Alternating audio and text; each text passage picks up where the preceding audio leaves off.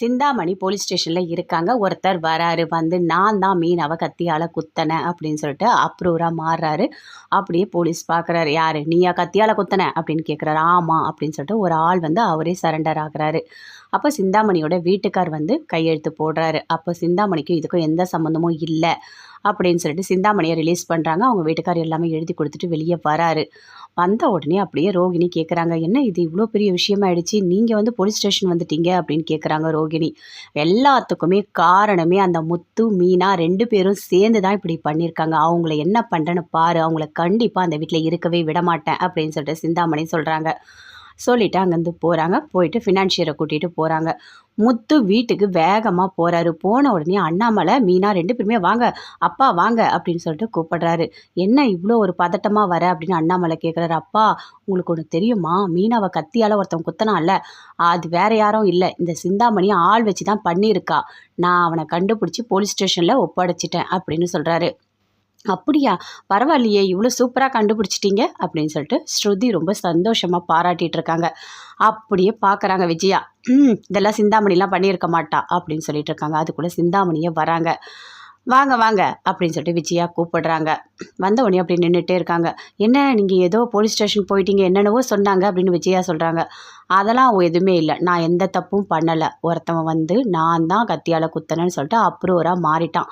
அதனால் என்னை போலீஸ் ஸ்டேஷன்லேருந்து ஒரு தப்புமே பண்ணலைன்னு வெளியே விட்டுட்டாங்க அப்படின்னு சிந்தாமணி சொல்கிறாங்க. எல்லாருமே அப்படியே கேட்டுட்ருக்காங்க. எதுவுமே பேசவே இல்லை. நான் சொன்னேன் நீங்கள் நல்லவங்கன்னு சொல்லிட்டு அப்படின்னு விஜயா சொல்கிறாங்க. நான் எப்பவுமே நல்லவங்க தான், யார் நம்பினாலும் சரி யார் நம்பலனாலும் சரி நான் நல்லவங்க தான் அப்படின்னு சொல்லிட்டு இருக்காங்க. அதுக்குள்ளே அந்த ஃபினான்ஷியர் உள்ளே வராரு. வந்த உடனே எல்லாருமே அப்படியே பார்க்குறாங்க. மனோஜ் எல்லாருமே அப்படியே பார்க்குறாங்க. பார்த்த உடனே அப்படியே ஷாக் ஆகுறாங்க. வந்த உடனே உட்காருங்க அப்படின்னு சொல்கிறாங்க. இங்கே பாருங்கள், நீங்கள் 30 லட்ச ரூபா பணம் வாங்கியிருக்கீங்க, அது மட்டும் இல்லை அதுக்கும் மேலே ஒரு 18 லட்சம் வாங்கியிருக்காங்க உங்கள் ஒய்ஃப் அப்படின்னு சொல்கிறாங்க.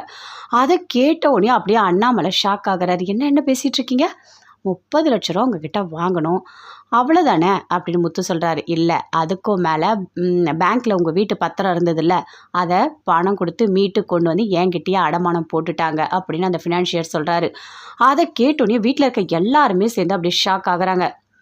இங்கே பாருங்கள், 18 லட்ச ரூபா எப்படி நீங்கள் கொடுத்தீங்க எக்ஸ்ட்ரா அப்படின்னு சொல்லிட்டு அண்ணாமலை கேட்குறாரு. என்னோட சைன் இல்லாமல் உங்களால் எப்படி இதெல்லாம் பண்ண முடிஞ்சுதுன்னு கேட்குறாரு. அது எல்லாமே உங்கள் பையன் தான் பண்ணார் அப்படின்னு சொல்கிறாங்க.